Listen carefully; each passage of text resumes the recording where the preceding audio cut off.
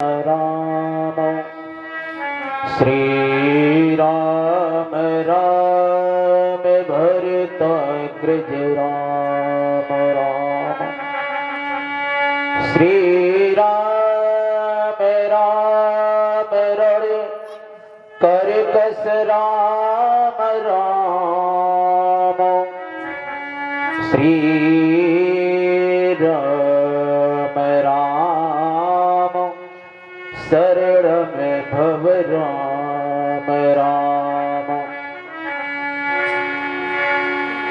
वतुलित बलधाम हेम शैलाभोदेहम धनुज बन कृशानम ज्ञान नामाग्रगण्यमो सकल गुण निधानम वाणिराणामिधीशम रघुपति प्रिय भक्तम वात जात में नमामि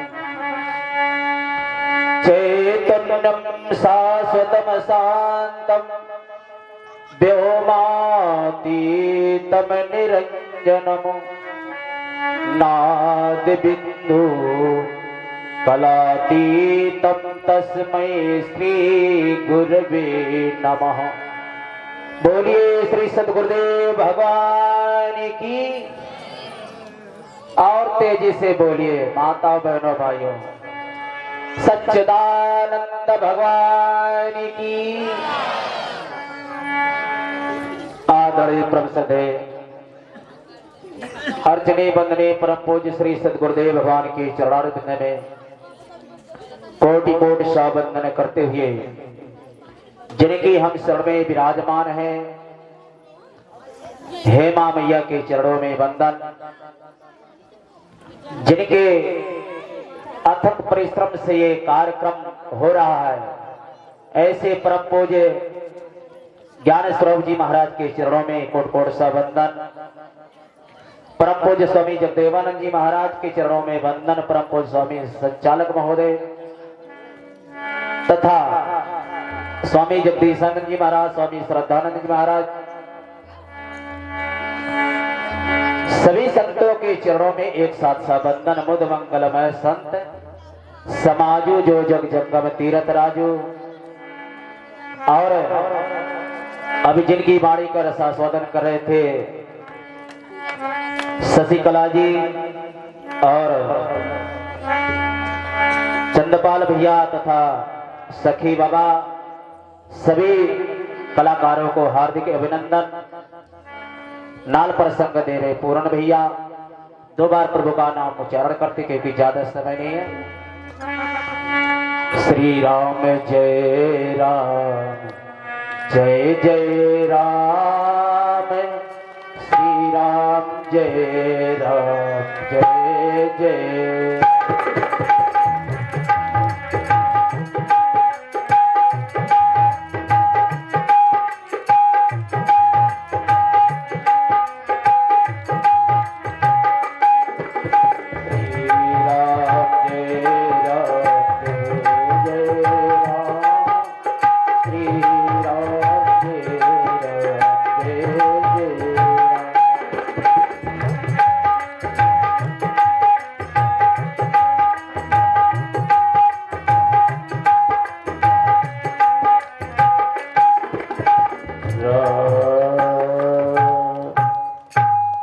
अभी आप लोग बहुत ही अच्छा रामचरितमानस का प्रसंग श्रवण कर रहे थे। वैसे रामचरितमानस में कितने कांड हैं? 7 कांड। पहला कांड है बाल कांड, दूसरा कांड है अयोध्या कांड, और तीसरा अरण्य कांड, और चौथा किष्किंधा कांड, पांचवा है सुंदर कांड, और छठा है लंका कांड, और सातवां है उत्तर कांड। जो बाल कांड है वो भगवान के चरण है। क्या है? भगवान के चरण है। और अयोध्या कांड है भगवान का सुंदर कमर है। और अरण्य कांड है भगवान का सुंदर पेट है और किसकिंधा कांड है, भगवान की सुंदर छाती है। इसी प्रकार से कहते हैं कि एक एक अंग सातों कांडों में माने मस्तक तक भगवान का गिनाया गया है। तो हमें बाल कांड से यह शिक्षा मिलती है कि भगवान का स्वरूप और भगवान की निर्मलता संसार को कैसा दिखाई गई। कहते बाल कांड हमें बहुत ही शिक्षा देता है कि जो बाल अवस्था का जो जीव होता है, चाहे किसी का भी हो, चाहे हमारे मनुष्यों का हो, चाहे पशुओं का हो, चाहे पक्षियों का हो, कहते जो बाल अवस्था का जो स्वभाव होता है, निर्मलता होती है, बड़ी ही अच्छी मोहक होती है। और यहां तक कि भगवान ने बाल स्वरूप धारण किया और जब बाल स्वरूप को धारण किया तो सभी नर नारी मोहित हो जाते हैं। और बाल अवस्था बड़ी ही निर्मल और बहुत अच्छा सब स्थिति में रहता है। कहते बाल अवस्था के सामने यदि अग्नि भी आएगा तो उससे भी प्रेम करेगा, पानी भी आएगा तो उससे भी प्रेम करेगा, बड़ा भी होगा तो उससे भी प्रेम करेगा, और चाहे कैसो भी आए उससे भी प्रेम करेगा। लेकिन प्रबंधु यदि यही अवस्था यदि बढ़ जाती है, संसार के विकार जब प्रकट हो जाते हैं तो उसके हृदय में संसार का विकार प्रकट होने पर वो देखने लगता है कि ये छोटा है, ये बड़ा है, ये ऊंच है, ये नीच है, ये कारा है, ये गोला है, गोरा है, या मोटा है, या ठिगना है, आदि आदि। और लेकिन बाल अवस्था का जो निर्मल स्वभाव है वास्तव में परमात्मा का ही स्वरूप है। इसलिए भगवान ने बाल अवस्था को लेकर के दुनिया के लोगों को समझाया है। और बाल अवस्था में बड़ा ही अच्छा सुंदर मन होता है और बुद्धि होती है, इंद्रियां होती हैं, बड़ी निर्मल होती हैं। इसलिए बाल अवस्था शंकर भगवान ने बाल अवस्था को ही अपना इष्ट माना है। बालक रूप को ही उन्होंने अपने हृदय में धारण किया है।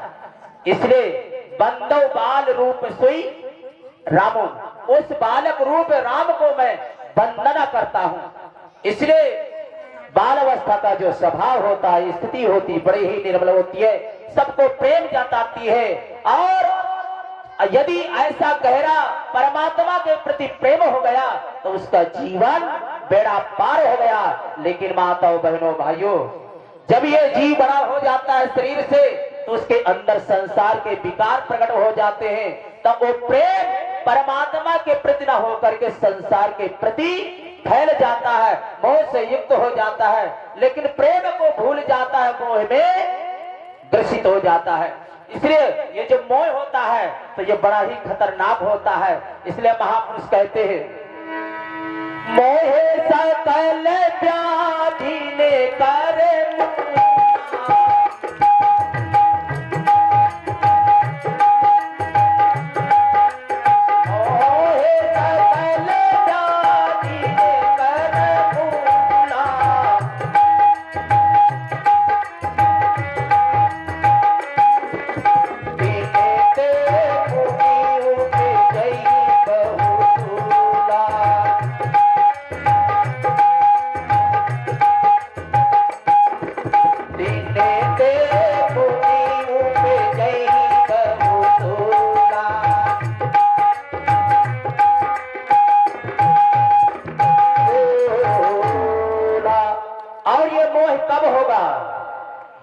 सत्संग न हरि कथा।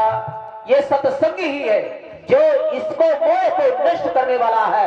इसलिए महापुरुषों ने कहा, बिनो सत्संग न हरि कथा, ते ही बिन मोह न भाग। अब मोह गए बिनु राम पद हो ये न दृढ़ अनुराग। जब तक कहते मोह नष्ट नहीं होगा तब तक वो परमात्मा के प्रति जीव का जो भक्त का जो प्रेम है वो प्रकट नहीं होगा, क्योंकि मोह ही बाधक है और मोह ही संसार के विषयों में सुला देता है, रात्रि में कर देता है।